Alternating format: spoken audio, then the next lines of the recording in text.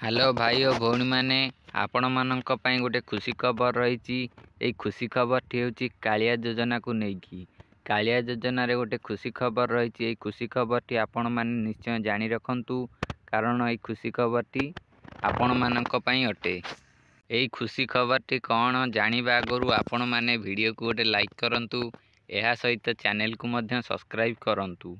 यही कालिया योजना रे कौन खुशी खबर रही।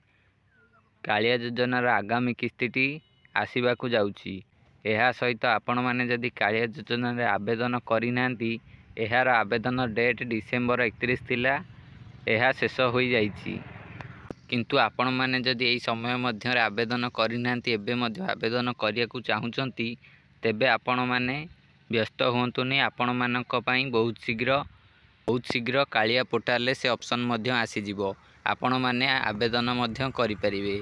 तेणु करी आपण माने व्यस्त होंतुनी कि एहा छड़ा आपण माने जदि कोनोसी प्रकार चेंजेस करिया को चाहुचंती आपणकर टंका आसुनी तेबे आपण एहाकू ठीक करि परिबे। आपणकर जदि टंका आसुनी आपणकर स्टेटस रे काहे कि टंका आसुनी ताहाकू ठीक मध्य करि परिबे। किंतु जदि आपण अप्लाई करिया को चाहुचंती आपण माने अपेक्षा करंतु फेब्रुआरी मास भितरे ए ऑप्शन टी कालिया पोर्टाल रे अवेलेबल होई जिवो। आपण माने पुणी थरे अप्लाई मध्य करि परिबे।